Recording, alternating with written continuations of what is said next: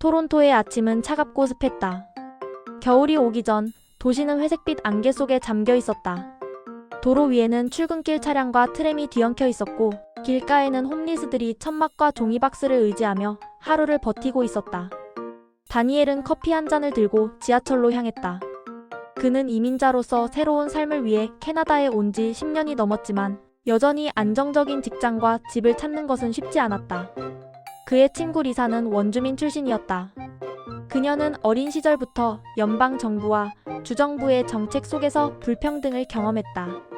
교육과 의료 접근성은 제한적이었고 많은 원주민 커뮤니티는 여전히 깨끗한 식수와 기본 인프라 부족 문제를 겪고 있었다.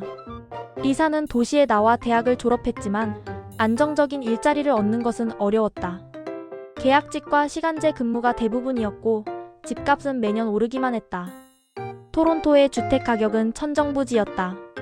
다니엘과 리사는 작은 아파트를 겨우 얻었지만 월세 부담이 커 생활비 대부분이 임대료로 빠져나갔다.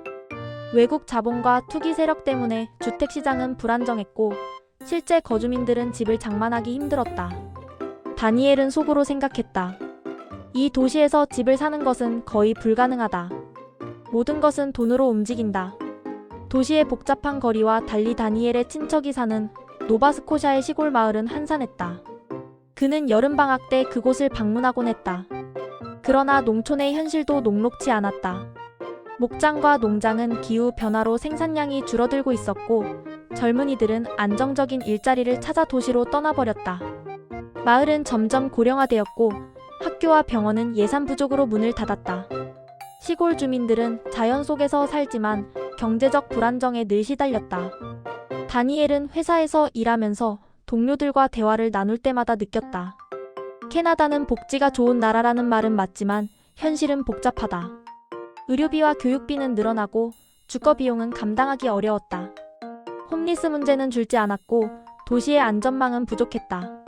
그는 정부와 사회 시스템이 문제를 해결하려는 의지를 보이지만 실제로는 일부 계층만 혜택을 보는 구조처럼 느껴졌다. 리사는 자신의 공동체에서 일어난 사건을 이야기했다.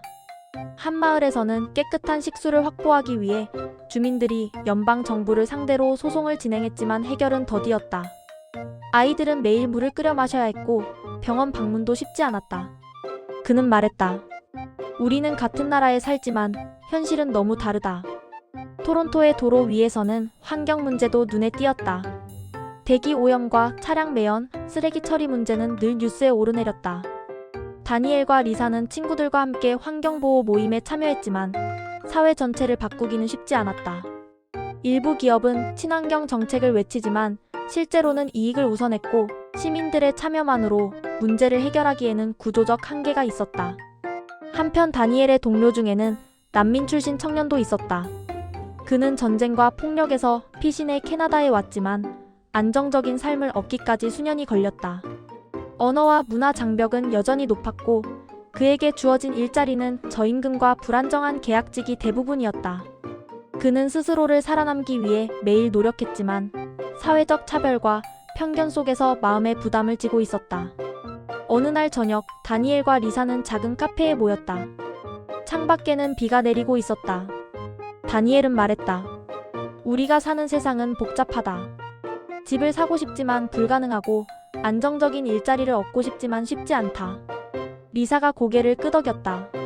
우리는 모두 노력하지만 시스템과 구조가 우리를 가두고 있다. 그러자 다니엘은 결심했다. 작은 행동이라도 시작해야 한다.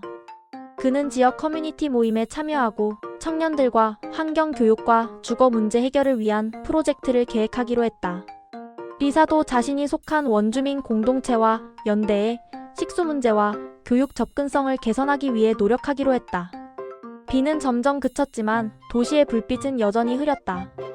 토론토의 거리에는 복잡한 문제와 갈등이 존재했지만 다니엘과 리사, 그리고 주변 사람들은 작은 희망을 마음속에 품었다. 그들은 변화가 쉽지 않다는 것을 알고 있었지만 자신들의 자리에서 시작하는 작은 행동이 언젠가는 사회 전체에 울림을 줄 수 있다는 믿음을 버리지 않았다. 그 밤 카페 밖거리에는 바람이 불었고 비에 젖은 도시의 불빛이 반짝였다. 다니엘은 창밖을 바라보며 속으로 다짐했다. 비록 당장 큰 변화는 없겠지만 우리는 움직일 것이다. 우리의 작은 목소리가 모이면 언젠가 이 사회가 조금씩 달라질 수도 있다. 리사도 그를 바라보며 고개를 끄덕였다. 두 사람의 마음속에 희미하지만 강한 불꽃이 피어올랐다. 그것은 캐나다라는 나라 안에서 현실 문제를 직면하며 살아가는 평범한 사람들의 작은 용기였다.